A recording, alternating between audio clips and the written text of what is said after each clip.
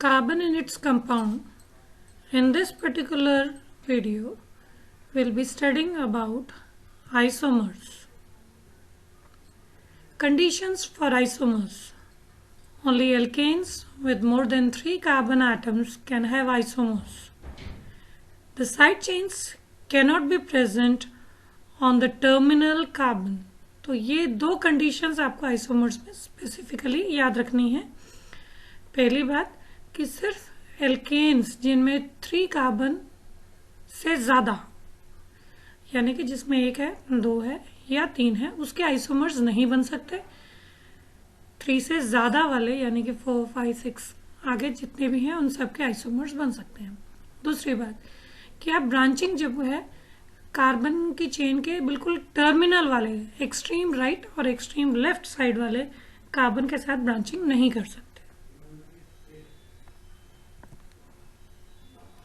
Now look at this particular slide. Butane पहला structure जो है वो ब्यूटेन का है. स्ट्रेट चेन है, ठीक है. 1, 2, 3, 4 कार्बन है जी, और ये एक स्ट्रेट चेन है. एक और स्ट्रक्चर ब्यूटेन का जिसमें ब्रांचिंग हो रखी है. तो पेरेंट चेन कौन सी है? ये वाली, क्योंकि इसमें 3 कार्बन है. ये अगर हम ऐसे काउंट करें तो 2 ही है, तो इसलिए ये पेरेंट चेन हो जाएगी. और एक कार्बन जो है वो साइड में अटैच्ड है. तो टर्मिनल्स पे तो अटैचिंग हो ही नहीं सकती, ना इस पे हो सकती ना इस पे, तो मिडिल वाले पे हो सकती है. तो यानी कि इसको आप नीचे की तरफ का अटैच करो या ऊपर की तरफ का अटैच करो, वो एक ही बात होती है. तो यानी कि ब्यूटेन में पॉसिबल आइसोमर्स 2 ही हैं. Now what are isomers? Isomers are hydrocarbons having same molecular formula but different structural formula. यानी कि मॉलिक्यूलर फॉर्मूला उनका सेम होता है, स्ट्रक्चरल फॉर्मूला डिफरेंट होता है. यानी कि मॉलिक्यूलर फॉर्मूला यहाँ पे देखो C4H10 इसका भी यही है, इसका देखो C4H10 इसका भी यही है, लेकिन नाम दोनों के डिफरेंट कैसे हो गए? ये जो नेमिंग यहाँ पे दिखाई गई है ये कॉमन नेमिंग है, क्योंकि आइसो जो वर्ड लगता है वो कॉमन में लगता है, क्योंकि ब्रांचिंग हो रखी है और आइसो सिंगल ब्रांचिंग के लिए किया जाता है. तो ब्यूटेन के 2 ही पॉसिबल आइसोमर्स हैं. How to write different chain isomers of hydrocarbons. कैसे डिफरेंट आइसोमर्स बनाए जाते हैं? First point, first draw the different carbon chain keeping in mind the conditions for isomers. कि पहले कार्बन चेन्स बना लो डिफरेंट जितनी पॉसिबल बन सकती हैं. बट हाँ, वो याद रखना है कि एंड्स वाले कार्बन पे आप ब्रांचिंग नहीं करेंगे. 2, complete the tetravalency of carbon by forming single covalent bonds with hydrogen. दूसरी बात आपने ये ध्यान रखना है कि कार्बन की वैलेंसी कंप्लीट होनी चाहिए, यानी कि कार्बन जो है 4 बॉन्ड्स जरूर बनाए. In the end check the molecular formula of each isomer should be same. उसके बाद स्ट्रक्चर्स बनाने के बाद ये भी चेक कर लो कि सबका मॉलिक्यूलर फॉर्मूला सेम है कि नहीं है. Now let us study isomers of pentane. Pentane, how many carbon atom does it have? 5. So the first chain can be the straight chain. सबसे पहली हर किसी की आइसोमर हम स्ट्रेट चेन ही बनाते हैं. चलिए नेक्स्ट हम ब्रांचिंग की देखते हैं. तो ब्रांचिंग में हमने सिंगल ब्रांचिंग कर दी. पेरेंट चेन 4 कार्बन चेन्स की कर दी और एक कार्बन को साइड में अटैच कर दिया. तो ये हो गया मिथाइल. CH3 है इसलिए मिथाइल. तीसरा स्ट्रक्चर ये हो गया कि हमने एक कार्बन पे 2 मिथाइल ग्रुप्स अटैच कर दिए. अब इसको अगर हम देखें तो हम वर्टिकली देखें चाहे हॉरिजॉन्टली देखें, दोनों में ही 3 कार्बन चेन है, तो हम किसी को भी मान सकते हैं. हमने इसको मान लिया 1, 2 और 3. तो कार्बन नंबर 2 से 2 मिथाइल ग्रुप्स अटैच्ड है. ठीक है. अब इसकी नेमिंग कर लेते हैं, क्योंकि हो सकता है कि कुछ बच्चों के मन में ये विचार आ रहा हो कि ये जो कार्बन नंबर 2 से अटैच्ड है मिथाइल ग्रुप, हो सकता है 3 से भी अटैच हो सकता था, कि हम एक 4th पॉसिबल आइसोमर्स बना देते थे. आपके उस क्वेश्चन का आंसर आपको जल्दी ही मिल जाएगा. इनके नाम इनके नीचे ही लिखे गए हैं, और ये जो नाम लिखे गए हैं ये IPSC नेमिंग है. IPSC नेमिंग में सबसे लॉन्गेस्ट चेन को माना गया है यहाँ पर, ये पहला रूल होता है. तो 5 कार्बन है तो इसलिए पेंट और क्योंकि कार्बन और कार्बन के बीच में सिंगल बॉन्ड है इसलिए AN। अगर इसी को हम IPSC नेमिंग देना चाहेंगे तो हम सिर्फ N लिख देंगे आगे। N लिख देने का मीनिंग ये होता है कि वो जो चेन है वो स्ट्रेट है। तो कॉमन नेमिंग में ये तरीका होता है किसी को भी बताने का कि वो स्ट्रेट चेन है। IPSC में कुछ भी मेंशन ना किया जाना ही इस चीज़ का सबूत होता है कि वो स्ट्रेट चेन है। ठीक है, तो ये हो गया IPSC नेम। फुल फॉर्म में रिपीट कर दूं, international union of pure and applied chemistry. ठीक है, और ये कॉमन नेमिंग हो। ठीक है, so this one is the common name. जैसे बच्चों के भी दो नाम होते हैं, एक स्कूल का नाम हो जाता है और एक घर का नाम हो जाता है।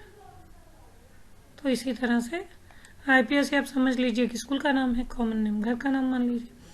ठीक है, तो ऑर्गेनिक केमिस्ट्री में दो नाम होते हैं हाइड्रोकार्बन्स के, एक कॉमन नेम और एक IPSC नेम। अब आ जाते हैं इस स्ट्रक्चर में। इस स्ट्रक्चर में पेरेंट चेन क्या है? 4 कार्बन एटम्स, और 4 कार्बन एटम्स होने की वजह से इसका जो नाम आएगा वो आ जाएगा ब्यूटेन। ठीक है, वही ब्यूटेन लिख दिया गया है। तो पेरेंट चेन जो होती है उसका नाम लिख दिया जाता है। और अब ये वाला कार्बन, क्योंकि ये तो इसमें काउंट ही नहीं किया गया है,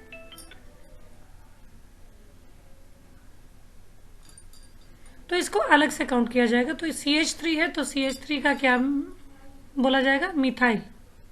ठीक है, इसलिए। और फिर कौन से कार्बन नंबर से ये जुड़ा हुआ है? कार्बन नंबर 2 से, इसलिए लिखा गया है 2 मिथाइल ब्यूटेन।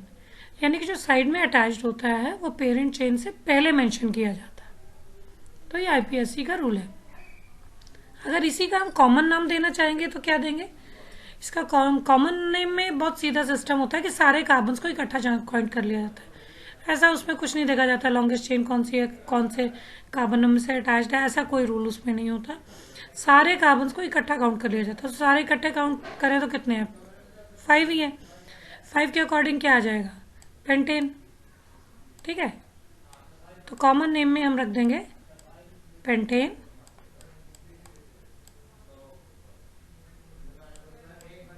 और इसमें ब्रांचिंग है ये बताने के लिए कॉमन नेम वाले क्या करेंगे, इसके आगे आइसो लगा देते हैं। आइसो लगाना ये बता देता है कि उसमें सिंगल ब्रांचिंग है, कोई भी ब्रांचिंग नहीं है। स्ट्रेट स्ट्रक्चर है, N लिख दिया, सिंगल ब्रांचिंग है, आइसो लिख दिया, बस इतना ही करते हैं। अब आ जाते हैं इस स्ट्रक्चर पे। लॉन्गेस्ट चेन ये थी, तो लॉन्गेस्ट चेन के हिसाब से 1 2 3 कार्बन है, तो प्रोपेन नाम आ जाता है। तो पेरेंट चेन जो है प्रोपेन है, उससे 2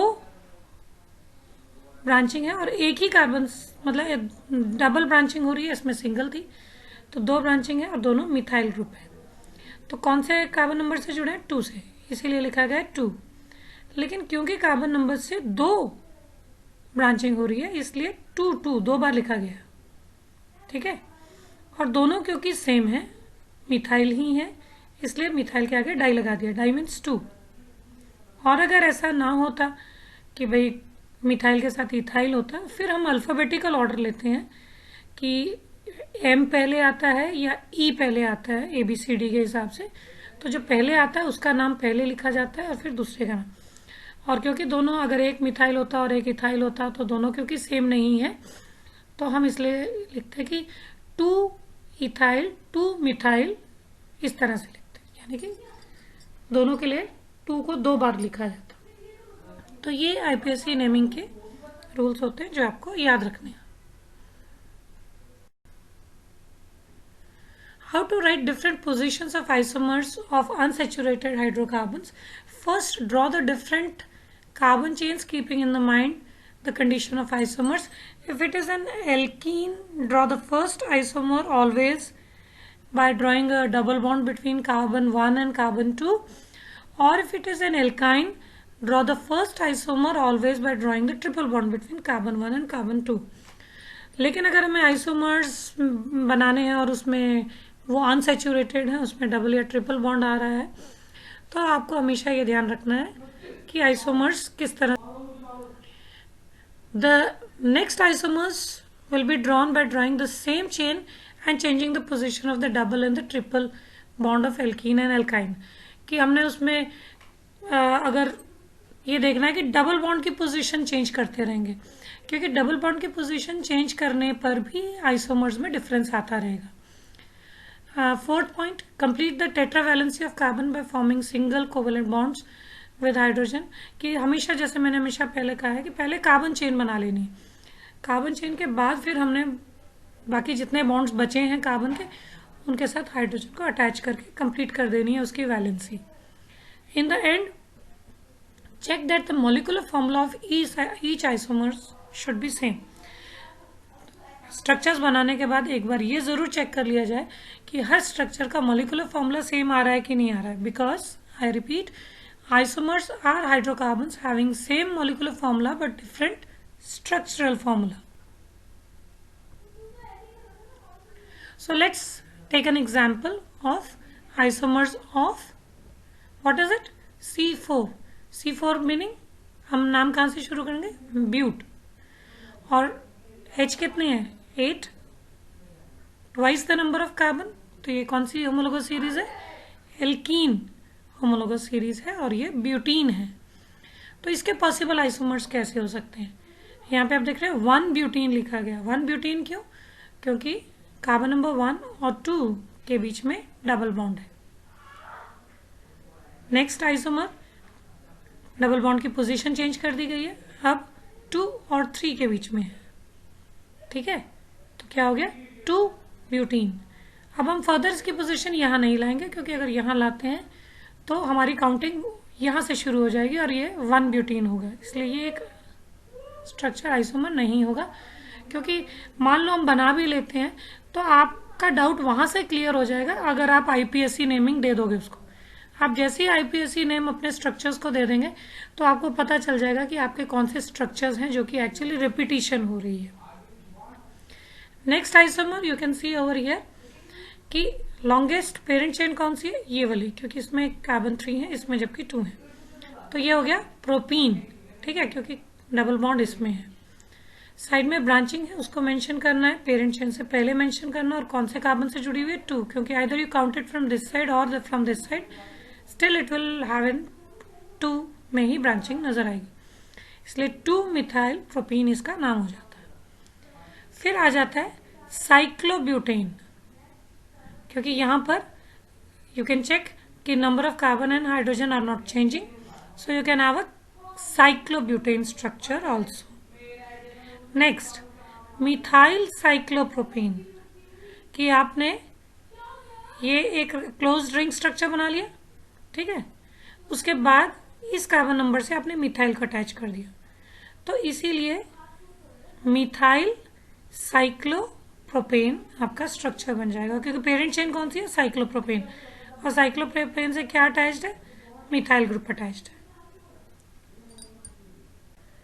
Homologous series, a series of organic compounds in which every succeeding member differ from the previous one by CH2 or 14 mu. The molecular formula of all the members of a homologous series can be derived from a general formula. So this is the definition of a homologous series. So we have studied so many homologous series. In all the homologous series, this is the common definition that is applicable. Properties of a homologous series. As the molecular mass increases in a series, so physical properties of the compound show a variation, but the chemical properties which are determined by a functional group remains the same within a series. तो जो homologous series होती हैं उसमें physical properties में एक हल्का सा variation, जैसे जैसे हम नेक्स्ट मेंबर पे जाते हैं एक हल्का सा वेरिएशन आता रहता है. तो ये बात है फिजिकल प्रॉपर्टीज के लिए. और ऐसा वेरिएशन हल्का हल्का सा क्यों आता जा रहा है, क्योंकि जैसे जैसे हम नेक्स्ट मेंबर पे जा रहे हैं मॉलिक्यूलर मास इंक्रीज हो रहा है. लेकिन अगर किसी होमोलोगस सीरीज में कोई फंक्शनल ग्रुप है तो उस केस में केमिकल प्रॉपर्टीज वो फंक्शनल ग्रुप ही उनकी सेम रहती है, क्योंकि functional group is actually determining the chemical property. Homologous series of alkenes general formula क्या है? CnH2n plus 2 where n is the number of carbon atoms. Homologous series of alkene general formula CnH2n where n is equal to number of carbon atoms. Again, homologous series alkyne general formula CnH2n minus 2 where n is the number of carbon atoms. So this is the general formula for all the homologous series from alkane to alkynes.